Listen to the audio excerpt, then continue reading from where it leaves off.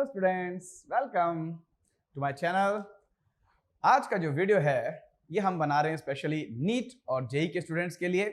काफ़ी स्टूडेंट्स की डिमांड आ रही थी कि सर जेई और नीट के लिए कुछ आप वीडियोस बनाइए।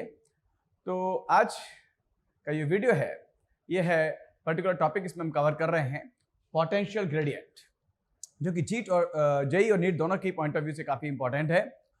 और थ्योरी तो चूंकि नीट और जेई के हिसाब से थोड़ी सी होगी, प्रिसाइज थ्योरी, मेन जो फार्मूला है वो आपको बताएंगे और उससे रिलेटेड कंसेप्ट बताएंगे जल्दी ही, पहले 5-10 मिनट में। देन फिर उसके ऊपर इस वीडियो में हम डिफरेंट न्यूमेरिकल जो प्रीवियस में आए हुए हैं वो आपको करवाएंगे, जिससे आपकी इस कंसेप्ट की अच्छी पकड़ हो जाए। ठीक है ना। तो सबसे पहले अपन जिक्र कर रहे हैं अपना टॉपिक पोटेंशियल ग्रेडियंट। क्या होता है, देखिए यहां मैं एक तीर से कई और निशाने भी कर दूंगा। ग्रेडियंट वर्ड जब भी लग जाता है किसी क्वांटिटी के आगे तो उसका मतलब होता है rate of change of that quantity with distance. ठीक है ना। जैसे 11th क्लास में अपन ने पढ़ा था वेलोसिटी ग्रेडियंट, तो वो क्या था, the rate of change of velocity of flow with distance. ठीक है कि नहीं। तो फॉर्मूला क्या था, change in velocity upon distance. इसके अलावा प्रेशर ग्रेडियंट पढ़ा था, change in pressure upon distance. फिर टेम्परेचर ग्रेडियंट पढ़ा था अपन ने, rate of change of temperature with distance, यानी change in temperature upon distance. अब यहां जो अपन पढ़ने जा रहे हैं वो है पोटेंशियल ग्रेडियंट। तो जाहिर सी बात है, समझ में आ गया होगा कि डेफिनेशन क्या होगी पोटेंशियल ग्रेडियंट की। The rate of change of potential with distance is called potential gradient. और फॉर्मूले के रूप में कहें तो change in potential upon distance, यानी कि फॉर्मूले में कैसे रिप्रेजेंट करेंगे, तो रेट ऑफ चेंज के लिए जनरली अपन डिफरेंशिएट करते हैं। तो डिफरेंशिएट किया, rate of change of what, potential. Potential को डिनोट करते हैं कैपिटल V से, और विद डिस्टेंस, डिस्टेंस को डिनोट करते हैं R से। तो पोटेंशियल ग्रेडियंट का जो सिंबल होता है वो होता है dV upon dr। What is potential gradient, clear हो गया। The rate of change of potential with distance is called potential gradient. फॉर्मूले के रूप में लिखें change in potential upon distance. And जब रेट ऑफ चेंज फाइंड करते हैं किसी भी चीज की इंस्टेंटेनियस, तो अपन क्या करते हैं, डिफरेंशिएट करके। तो फॉर्मूले के रूप में लिखें तो पोटेंशियल ग्रेडियंट को कैसे रिप्रेजेंट करेंगे, dV upon dx। Is that clear. अब अपन इसकी यूनिट एंड डायमेंशंस पे भी चर्चा कर लेते हैं जल्दी से। तो पोटेंशियल के लिए यूनिट होती है वोल्ट, डिस्टेंस के लिए होती है मीटर, तो इसकी ऐसा यूनिट हो जाएगी volt per metre. And about dimensions अगर बात करें तो पोटेंशियल ग्रेडियंट, पोटेंशियल की डायमेंशंस होती हैं ml2 t-3 a-1, ये डायमेंशन होती है पोटेंशियल की। अपॉन डिस्टेंस के लिए आएगी l से l का x² कैंसिल, तो पोटेंशियल ग्रेडियंट की डायमेंशंस आएंगी होंगी ml t-3 a-1। और अगर आपको याद हो तो सेम यही डायमेंशन इलेक्ट्रिक फील्ड इंटेंसिटी की भी थी, यूनिट भी इलेक्ट्रिक फील्ड इंटेंसिटी की 1 वोल्ट पर मीटर भी थी। तो वोल्ट पर मीटर यूनिट है, ml-3 a-1 डायमेंशंस हैं। यूनिट एंड डायमेंशंस दोनों मैच कर रही है किससे, इंटेंसिटी ऑफ इलेक्ट्रिक फील्ड से। क्लियर है। कैसी क्वांटिटी है ये, स्केलर या वेक्टर। तो आप सोच रहे हैं पोटेंशियल है तो स्केलर ही होगा, लेकिन नहीं, it is a vector quantity. कैसी क्वांटिटी है, याद रखना, it is a vector quantity. और अगर वेक्टर क्वांटिटी तो डायरेक्शन भी होगी, तो व्हाट इज इट्स डायरेक्शन, याद रखना its direction is from low potential to high potential. Potential gradient की जो डायरेक्शन होती है क्या होती है, from low potential to high potential.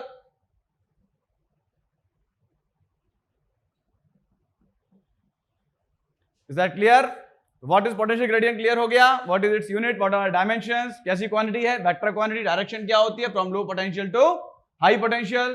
तो इलेक्ट्रिक फील्ड की डायरेक्शन होती है from high potential to low potential, इसकी डायरेक्शन इसकी उल्टी है, low potential to high potential. तो how it is related with electric field intensity वो भी आपको बता दें।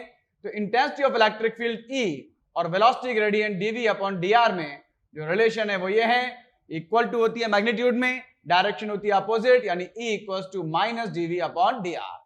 This is the relation between intensity of electric field and potential gradient. E equals to minus dV upon dr.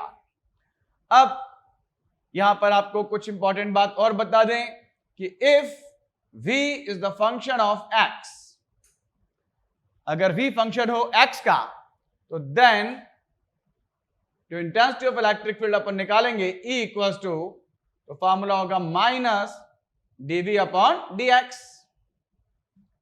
वैसे formula होता है E equal to minus dV upon dr, लेकिन अगर V फंक्शन x का हो तो E इक्वल टू क्या हो जाएगा, माइनस dV अपॉन dx। इसके अलावा एक बहुत इंपॉर्टेंट कंसेप्ट अब बताने जा रहा हूं, सबसे ज्यादा न्यूमेरिकल्स के लिए इंपॉर्टेंट पॉइंट यह है कि if v is the function of x y z, v अगर फंक्शन हो किसका, नॉट ओनली x का बल्कि x y z तीनों का, हो सकता है 3 के बजाय 2 का हो, x और y का, तो e आप निकालना चाहते हैं तो क्या करेंगे, तो जब ये फंक्शन x y z का है तो फिर e के 3 कंपोनेंट्स हो जाएंगे इलेक्ट्रिक फील्ड के। वो 3 कंपोनेंट्स जो होंगे वो क्या होंगे, एक होगा x component ex equal to होगा minus del v upon del x। यहां डेल है, ध्यान रखना d नहीं, d for differential and del for partial differential होता है। देन ey इक्वल टू क्या होगा, it will be minus del v upon del y। And what is ez, ez will be minus del v upon del z। Clear है कि नहीं? तो ये याद रखना, बड़ा इंपॉर्टेंट कंसेप्ट है कि v फंक्शन अगर x y z का है तो फिर उसके 3 कंपोनेंट्स हो जाएंगे इलेक्ट्रिक फील्ड के, ex ey एंड ez, और ये 3 कंपोनेंट्स जो है पार्शियल डिफरेंशियल करके आएंगे। जो d नहीं है, ध्यान रखना, डेल है, डेल फॉर पार्शियल डिफरेंशियल। अब आप सोच रहे होंगे what is partial differential, differential तो जैसे तैसे करा था, पार्शियल डिफरेंशियल क्या है? तो देखिए पार्शियल डिफरेंशियल डिफरेंशियल से भी इजी है, साइन देख के मत घबराना, स्पेशल नीट वाले बच्चे आपको बता दें, जैसे फॉर एग्जांपल हमें डिफरेंशियल करना है dy dx, किसका, x square plus y square का, ये d है मतलब डिफरेंशियल।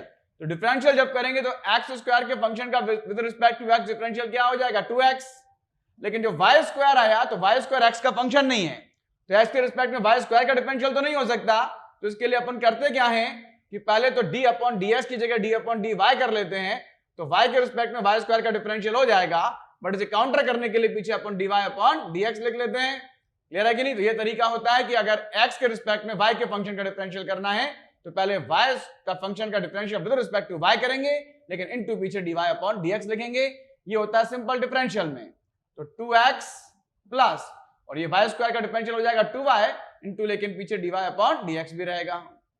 तो ये जो तरीका होता है ये किसका होता है, सिंपल डिफरेंशियल का। तो जब सिंपल डिफरेंशियल कर रहे हैं तो एक्स स्क्वायर के फंक्शन का सीधे सीधे हो जाएगा एक्स के रिस्पेक्ट में, लेकिन y का जो फंक्शन होगा उसका with respect to x differential ऐसे नहीं होता, तो पहले अपन उसका डिफरेंशियल करते हैं, लेकिन इनटू पीछे dy अपॉन dx लिखते हैं।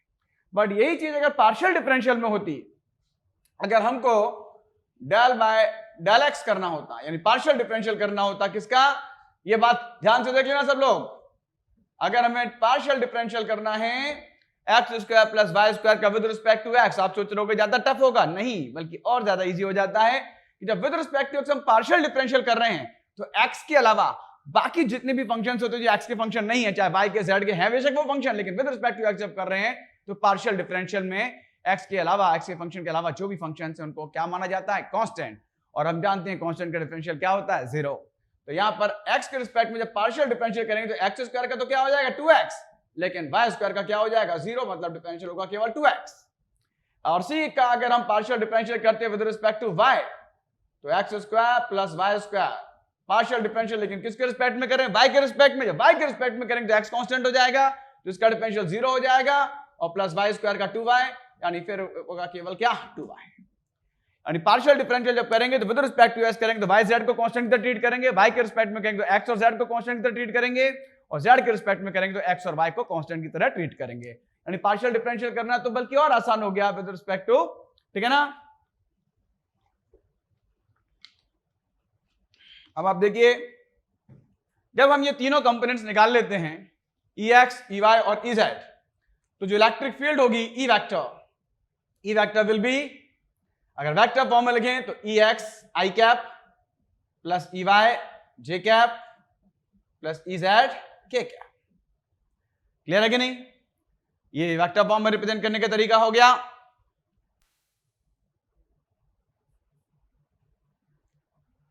तो जैसे ये ई वेक्टर हो गया ex i cap plus ey j cap plus ez k cap. तो ex ey ez की वैल्यूज यहां से आई चुकी थी, उनमें i cap j cap k cap लगा के इसे वेक्टर फॉर्म में लिख दिया, अगर वेक्टर फॉर्म में आंसर दिया है तो i cap j cap k cap के फॉर्म में। अब कई बार न्यूमेरिकल्स में आपको एक पर्टिकुलर पॉइंट दे दिया जाता है कि एट पॉइंट, और कोऑर्डिनेट्स दे दिया 1 2 3, एंड आपसे कहा इस पर्टिकुलर पॉइंट पे आप इलेक्ट्रिक फील्ड के कंपोनेंट्स निकालिए। तो components of electric field ex ey ez हैं, वैल्यूज तो इनकी आई चुकी होंगी ऑलरेडी, मान लो EX की value in terms of X है, EY की value in terms of Y है, EZ की value in terms of Z है, मतलब X Y Z के टर्म्स में आपकी EX EY EZ की वैल्यूज आ चुकी होंगी। आपसे क्वेश्चन में ये कहा जाएगा एक पर्टिकुलर पॉइंट पर निकालिए वैल्यू, तो अपन क्या करेंगे, सबसे आगे जो दिया होता है वो होता है X कोऑर्डिनेट, बीच में Y कोऑर्डिनेट और तीसरे नंबर पर लास्ट में जो होता है वो Z कोऑर्डिनेट। तो जो भी वैल्यूज हमारी EX EY EZ की आई हैं उनमें X की जगह X कोऑर्डिनेट, Y की जगह Y कोऑर्डिनेट, Z की जगह Z कोऑर्डिनेट रख दीजिए, तो EX EY EZ की वैल्यूज मिल जाएंगी आपको। और अगर आपको पूरी इलेक्ट्रिक फील्ड का मैग्नीट्यूड आपसे पूछा जाए उस पॉइंट पे E इक्वल्स टू, तो हमारे पास तीन कंपोनेंट्स ऑलरेडी आई चुके हैं EX EY एंड EZ, और टोटल इंटेंसिटी E निकालनी है तो उसके लिए फॉर्मूला जो होता है वो ये होता है E equals to under root of EX square plus EY square plus EZ square. Clear है कि नहीं? तो by using this formula we can find total intensity का मैग्नीट्यूड। क्लियर है कि नहीं? Magnitude of total intensity.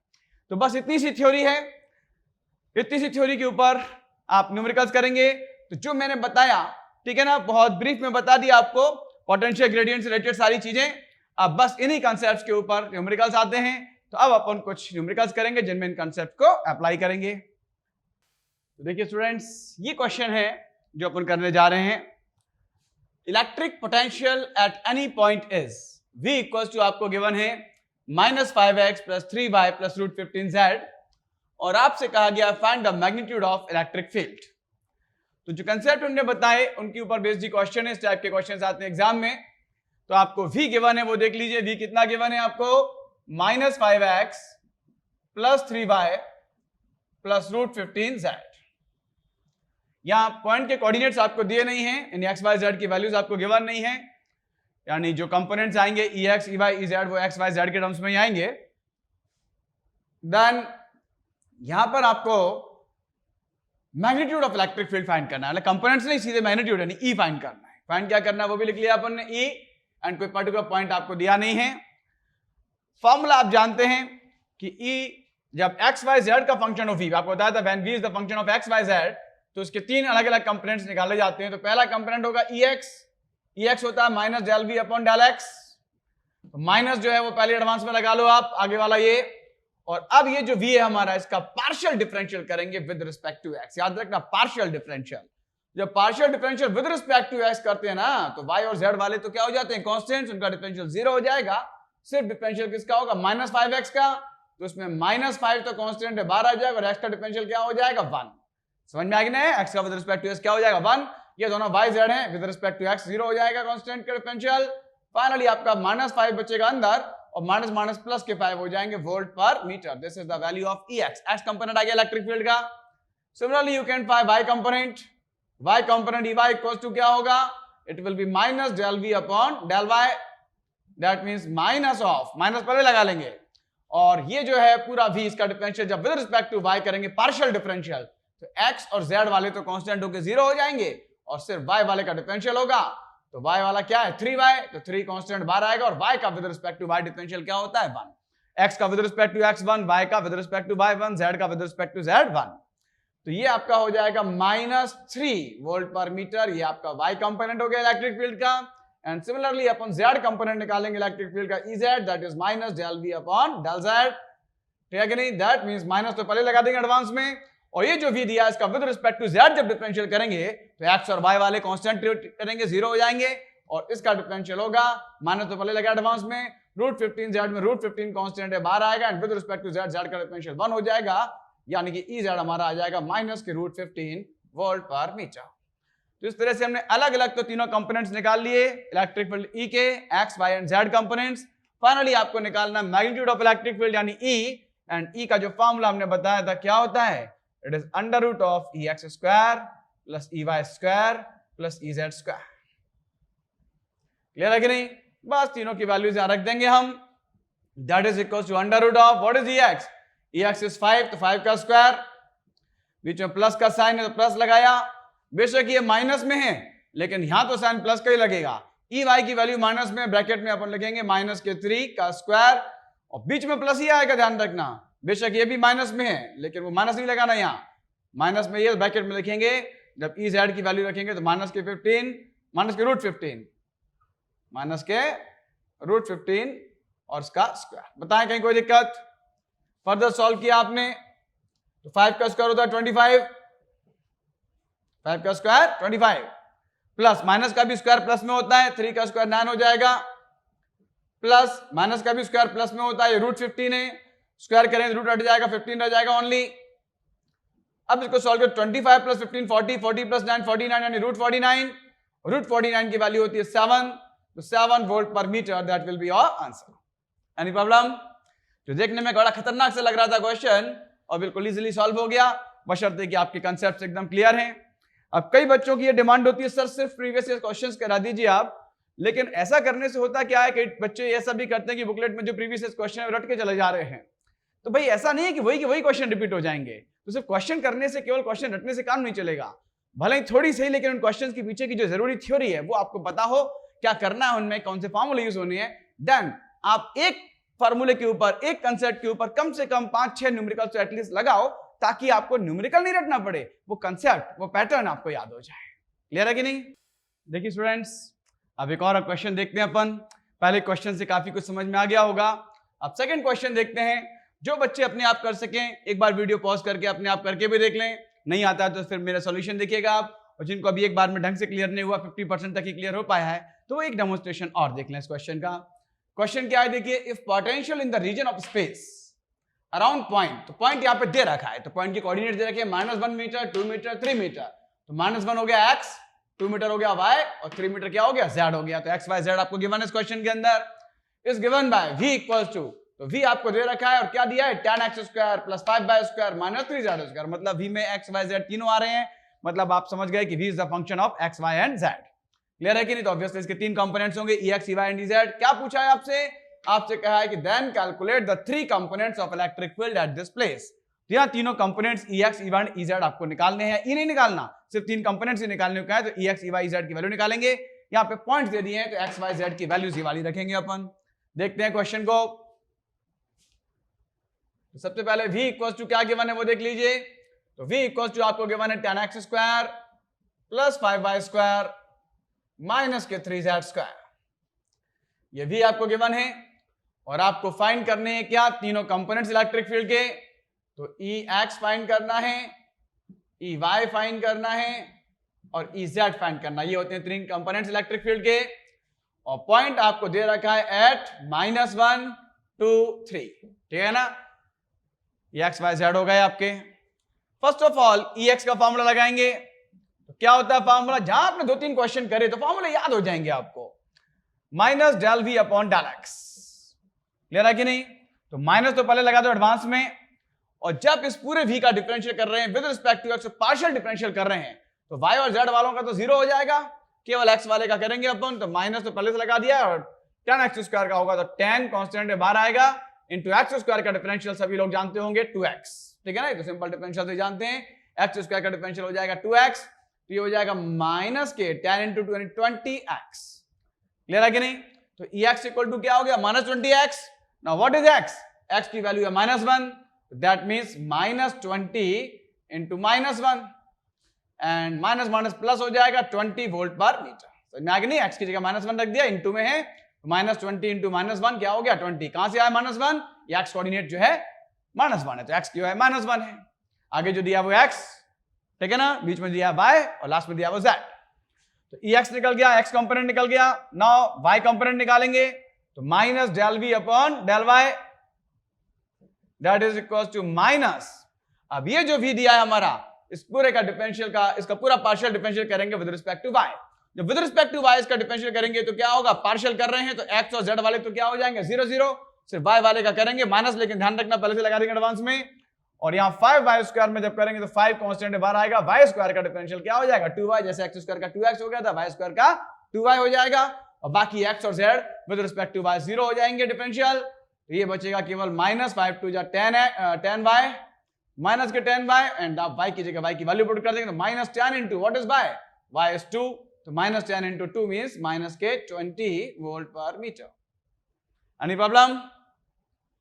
तो ex और ey निकल गए हमारे, तीन कंपोनेंट्स निकालने, तो दो निकाल लिए अपन ने। अब आपका तीसरा कंपोनेंट आता है ez, which is minus del v upon del z, that is equal to minus तो आगे लगाया, और फिर जो टोटल v है हमारा इसका अब अपन जो करेंगे विद रिस्पेक्ट टू z करेंगे, ठीक है कि नहीं? जब इसका विद रिस्पेक्ट टू जेड करेंगे तो क्या होगा, देखिए माइनस ये एक्स और वाई वाले तो 0 0 हो जाएंगे, और जेड वाले का जब करेंगे अपन तो क्या होगा, माइनस के माइनस पहले से लगा था और ये माइनस 3 जेड स्क्वायर, तो माइनस यहां ब्रैकेट के अंदर आएगा -3 इंटू जेड स्क्वायर का क्या होगा 2z। क्लियर है कि नहीं? तो दैट मीन्स ये हो जाएगा हमारा, एक तो माइनस माइनस प्लस के हो जाएंगे, 3 2 जा 6 z, और z की जगह रख देंगे z की वैल्यू, व्हाट इज z?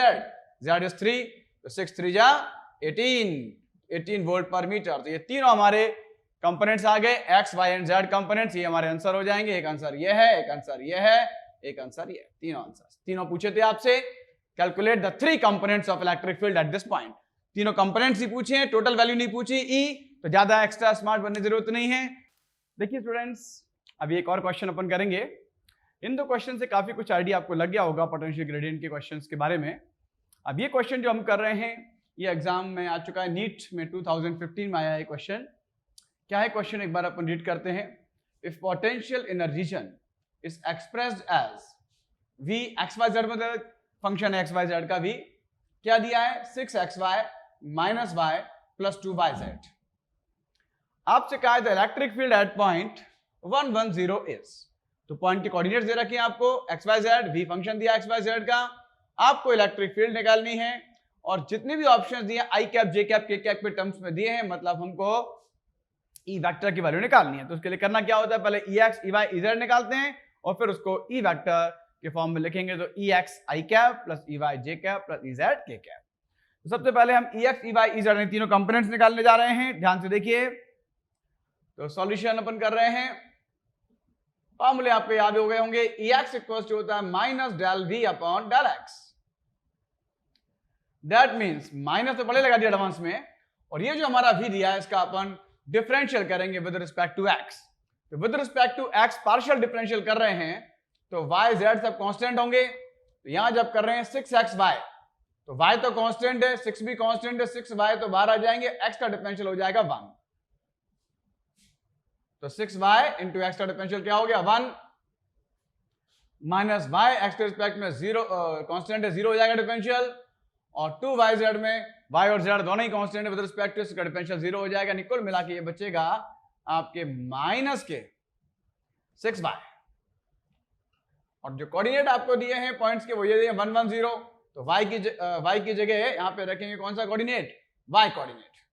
तो y कोऑर्डिनेट क्या है आपका, दूसरे नंबर पे होता है y कोऑर्डिनेट, तो y कोऑर्डिनेट 1 है, तो माइनस के 6 इंटू 1, दैट मीन्स -6। तो ex हमारा आ गया -6। Then we come to ey equals to होता है minus del V upon del Y. देखिए कई बार तो क्या होते हैं, कई क्वेश्चन पूरे सॉल्व भी नहीं करने पड़ते, स्मार्टनेस से आ जाते हैं कि अगर ex आपने निकाल लिया और हमारा आ गया क्या -6, और ई वेक्टर के फॉर्म में जब लिखेंगे तो ex आई कैप होगा, यानी -6 आई कैप। और अगर कोई भी अगर अपने ऑप्शंस पे नजर मार ली तुरंत यहीं पे देख ली, नहीं कि एकेडमिक्स की तरह आदत पड़ी होती है बच्चों की, जब तक पूरा कर नहीं लेते सॉल्यूशन तब तक ऑप्शन देखते नहीं, जब पूरा हो जाएगा उसके बाद ऑप्शन देखते हैं। कई बार हमें पूरा करने की जरूरत ही नहीं पड़ती, ऑप्शन से काम चल जाता है। अगर जैसे ये ऑप्शन में आपको दिख रहा है माइनस आगे लगा है 6 आई कैप ex, तो ये हो सकता है। इसके अलावा अगर किसी और ऑप्शन में -6 नहीं होता आई कैप, तो वही हमारा आंसर हो जाता, हमें करने की जरूरत नहीं पड़ती। लेकिन फिर आपने देखा डी ऑप्शन जो है इसमें भी -6 आई कैप है, मतलब हमको और आगे करना पड़ेगा, हमको y कंपोनेंट भी निकालना पड़ेगा। तो y कंपोनेंट के लिए आते हैं, तो ey equal to minus del V upon del y। तो जब अपन v का विद रिस्पेक्ट टू y करेंगे, तो अब y तो फंक्शन होगा लेकिन x और z कांस्टेंट होंगे। यहाँ 6x कांस्टेंट है, y का डिफरेंशियल 1 हो जाएगा, माइनस तो आगे रहेगा ही, तो माइनस के 6x, सॉरी माइनस तो आगे रहेगा 6x इंटू y का डिफरेंशियल क्या हो जाएगा 1, माइनस यहां y का differential with respect to y 1 हो जाएगा, एंड यहां पर प्लस के 2 z इंटू y का डिफरेंशियल 1। एक बार गौर से देख लेंगे ना, कुछ बायोलॉजी वाले बच्चों को प्रॉब्लम आ रही होगी, एक बार देख लो अच्छे से। मैं इसका डिफरेंशियल कर रहा हूं, पार्शियल डिफरेंशियल कर रहा हूं विद रिस्पेक्ट टू y। तो जब विद रिस्पेक्ट टू y कर रहे हैं तो y वाले जो हैं वो तो फंक्शन होंगे, और जिनमें y नहीं है मतलब x और z वो क्या होंगे, कांस्टेंट्स होंगे। यहां पे 6xy को सबसे पहले अपन ने देखा, तो 6xy में 6 और x दोनों ही कांस्टेंट हो जाएंगे, फंक्शन केवल y होगा, और कांस्टेंट और फंक्शन इनटू में है तो कांस्टेंट एज इट इज लिखते हैं 6x इनटू डिफरेंशिएट करते हैं फंक्शन का, y का डिफरेंशिएट करेंगे विद रिस्पेक्ट टू y तो क्या हो जाएगा 1, तो 6x इनटू 1 हो गया, माइनस यहाँ y अकेला है विद रिस्पेक्ट टू y का डिफरेंशियल क्या होता है 1, तो माइनस में 1 लिख दिया, प्लस इसमें आए तो यहाँ y है तो 2z तो कांस्टेंट हो जाएंगे, 2z कांस्टेंट निकाले और y का डिफरेंशियल क्या हो गया 1, तो 2z into 1। Is that clear? अब यहां इसको और फर्दर सॉल्व किया, माइनस आगे लगे रहने दो बाहर, और यहां पर आप देखिए क्या हो जाएगा 6x minus 1 plus 2z। Any problem? अब x और z की वैल्यूज पुट कर देंगे, तो x है 1 और z है 0, जो पॉइंट के कोऑर्डिनेट दिए होते हैं ना, ये पहला x दूसरा y तीसरा z, तो x 1 है और z 0 यहां रख देंगे अपन, तो माइनस तो आगे लगाई है, और 6 इंटू एक्स की जगह क्या रखेंगे 1 माइनस 1 प्लस 2 इंटू जेड की जगह 0 रख देंगे, तो 2 इंटू 0 तो 0 ही हो जाएगा, 6 1 जा 6, 6 माइनस 1 क्या हो जाएगा 5, it will get you will get minus 5, क्या आ जाएगा हमारा माइनस 5। समझे कि नहीं? Electric field volt per metre में आते ही है। देखिए अगर हमको क्वेश्चन कंपटीशन के हिसाब से करना है तो अपने को इससे आगे जाने की जरूरत ही नहीं है, यही अपना फैसला हो गया। गौर से अगर देखें तो कैसे कि भाई जब अपन निकालेंगे तो हमारा आएगा ex i cap plus ey j cap plus ez के कैप के रूप में, तो ex क्या है -6, तो आंसर हमारा जो आएगा -6 i कैप और फिर -5 j कैप, y वाले में क्या लग गया j कैप, तो -6 i cap -5 j cap, minus यहाँ कॉमन है 6 i कैप 5 j कैप केवल किस में आ रहा है d में, बाकी किसी में भी नहीं आ रहा ना, इस वाले में -6 i cap plus 9 j cap था, इसमें है 5 j कैप, ठीक है ना। आप कहोगे माइनस में है तो माइनस तो कॉमन है ना, तो 6 i cap plus 5 j cap किस में आ रहा है केवल डी ऑप्शन में, तो इसके आगे सॉल्व करने की जरूरत ही नहीं है। कई बच्चों की आदत बनी होती है 12th के साथ जो दे रहे होते हैं एकेडमिक्स की तरह पूरा करने की आदत होती है, तो पूरा कर लेंगे उसके बाद तसल्ली से फिर देखेंगे आंसर, अरे तीनों तो वैसे 2 क्वेश्चन कर लेते हैं, तो आपकी नजर एक तरफ मंजिल पर भी होनी चाहिए, आप इधर सॉल्व करते जाइए और ऑप्शंस पर नजर मारते जाइए, अगर किसी ऑप्शन के बिल्कुल आप करीब पहुंच गए और दूसरा कोई ऑप्शन उसके अलग आसपास नहीं भटक रहा तो फिर आगे सॉल्व करने की जरूरत नहीं, यही आंसर हो गया आपका, ठीक है नहीं। हालांकि मैं आपको फिर भी पूरा सॉल्व करके बता रहा हूं, अगर अपन z कंपोनेंट भी निकालें तो ez इक्वल्स टू क्या हो जाएगा -del v upon del z, यानी कि अब जो z के रिस्पेक्ट में हम करेंगे इसका पूरे का पार्शियल डिफरेंशियल, तो z के रिस्पेक्ट में करेंगे 6xy पूरा का पूरा कांस्टेंट है, ठीक है ना, डिफरेंशियल हो जाएगा क्या 0, माइनस तो पहले लगा दो एडवांस में, ये तो 0 हो जाएगा क्योंकि 6xy सबके सब कांस्टेंट है, यहाँ पूरे कांस्टेंट का डिफरेंशियल 0 हो गया, माइनस y भी z के रिस्पेक्ट में क्या हो जाएगा कांस्टेंट, 2yz में z आ रहा है तो मतलब यहाँ पे 2 और y तो कांस्टेंट होंगे बट z फंक्शन होगा, और कांस्टेंट और फंक्शन इनटू में होते हैं तो क्या करते हैं अपन कांस्टेंट बाहर निकालेंगे 2y और z का डिफरेंशियल करेंगे, z का डिफरेंशियल क्या होता है 1, ठीक है कि नहीं, z का डिफरेंशियल क्या हो जाता है आपका 1 हो जाता है, तो कुल मिला के ये आपका बचेगा माइनस के 0 प्लस लेने की जरूरत नहीं है, 2y इंटू 1 इंटू y, और अब -2 इंटू y की जगह y की वैल्यू रख देंगे, तो what is y is 1, -2 into 1 will be -2, ठीक है कि नहीं। तो अब जब अपन लिखेंगे e, तो e वेक्टर इक्वल्स टू, क्योंकि answer i cap j cap में दिया नहीं, e वेक्टर का फॉर्मूला क्या होता है, e vector is equal to ex i cap plus ey j cap plus ez k cap, तो यहां पे अपन रखेंगे that is equals to ex क्या है, ex है -6 i कैप प्लस ey क्या है -5, तो -5 j कैप, और प्लस ez क्या है -2, तो -2 k कैप, पूरे में माइनस कॉमन निकाल लिया, तो ये आ गया आपका answer 6 i cap plus 5 j cap plus 2 k cap, this is option D.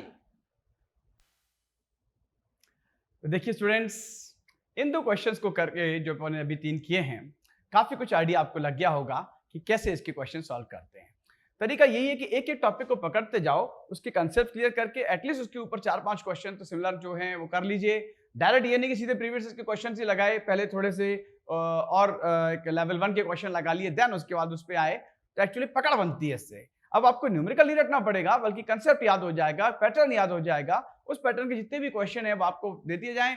अब धीरे धीरे डिफिकल्टी का लेवल बढ़ाते भी जाएंगे तो भी प्रॉब्लम नहीं आने वाली। अगला क्वेश्चन ये देख रहे हैं, ये क्वेश्चन भी नीट में आ चुका है 2014 में। देखिए ध्यान से, क्वेश्चन क्या है, in a region the potential is represented by, आपको दिया है v x y z, function x y z का v कितना दिया है, v 6x minus 8xy minus 8y plus 6yz। तो ये अपन सॉल्यूशन में लिख देंगे गिवन। क्या गिवन है आपका, देखिए भाई v गिवन है आपको, कितना गिवन है, v equal to 6x minus 8xy minus के 8y प्लस के 6yz। क्लियर है कि नहीं, ये आपको v गिवन है और आपको इतना कह दिया कि v is in volt, X Y Z in metres. चलो इससे तो कोई खास फर्क पड़ता नहीं है, कोई प्रॉब्लम नहीं है, ठीक है।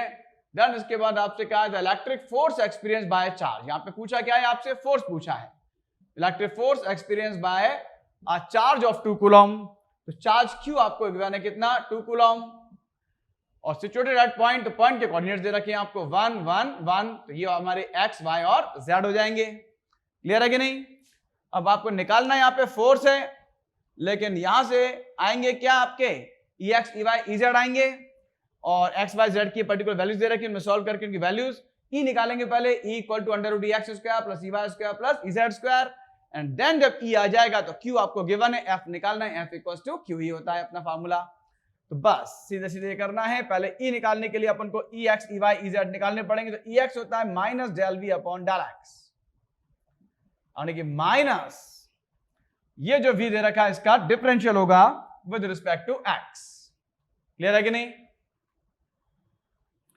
तो कैसे करेंगे, ध्यान से देखिए, माइनस इसका डिफरेंशियल कर रहे हैं, जब पार्शियल डिफरेंशियल कर रहे हैं विद रिस्पेक्ट टू x, तो जिन जिन में x आ रहा है केवल उन्हीं का करना है, जिनमें x नहीं आ रहा ना, ये प्योर कांस्टेंट हो गए। प्योर कांस्टेंट का डिफरेंशियल 0 होता है, और जहां कांस्टेंट और फंक्शन इनटू में होते हैं, कांस्टेंट को बाहर लेके फंक्शन का डिफरेंशियल करते हैं। तो यहां पे अगर आप देखिए इसका करेंगे विद रिस्पेक्ट टू x, तो माइनस तो पहले लगा दिया, ब्रैकेट में लिख लेंगे अपन 6 कांस्टेंट है, x का डिफरेंशियल 1, फिर माइनस के 8xy में x तो फंक्शन है लेकिन 8 और y दोनों कांस्टेंट, तो 8y आ जाएगा बाहर, और जब x का करेंगे डिफरेंशियल क्या हो जाएगा 1।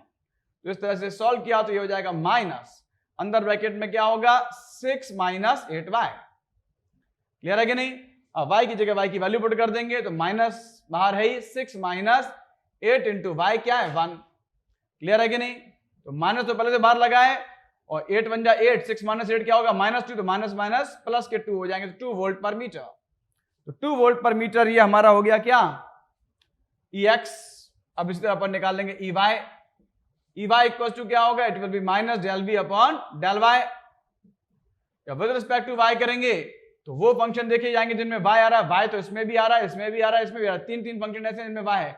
अकेला ये 0 होगा, माइनस लगाएंगे आगे पहले ही, और ये वाला तो 0 हो जाएगा बिकॉज इसमें y नहीं आ रहा, तो टोटल कांस्टेंट है। इनमें सब में y आ रहा है तो टोटल कांस्टेंट नहीं है। यहाँ पे अगर देखा जाए तो 8xy है, तो 8 और x तो कांस्टेंट होंगे, y फंक्शन होगा, डिफरेंशियल करेंगे अपन माइनस में, ध्यान रखना माइनस के 8 और x ये तो कांस्टेंट हो जाएंगे, y का डिफरेंशियल क्या हो जाएगा 1।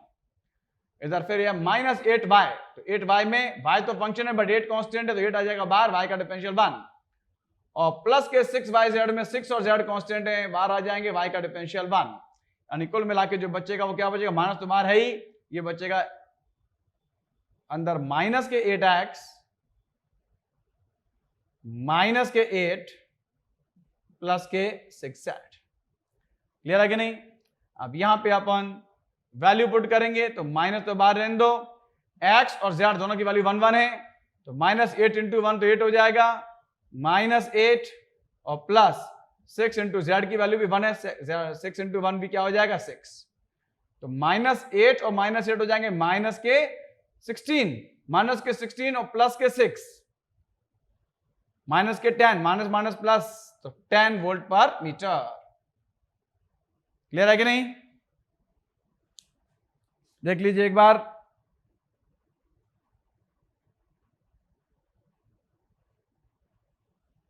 EZ देखिए अब आप,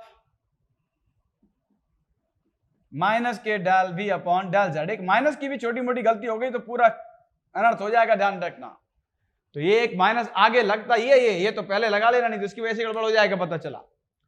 और अंदर भी ध्यान ये रखना, अब जब विद रिस्पेक्ट टू Z कर रहे हैं तो Z सिर्फ और सिर्फ एक ही फंक्शन में आ रहा है, किसमें 6yz में, इसके अलावा किसी में Z नहीं आ रहा, सारे के सारे कांस्टेंट हो जाएंगे, सबका 0 हो जाएगा, केवल इसका करेंगे अपन, तो 6 ये प्लस का है, 6y कांस्टेंट हो जाएगा, Z का differential 1, you will get minus के 6y, और y की वैल्यू 1 है तो माइनस के 6 इंटू 1 यानी कि माइनस के 6।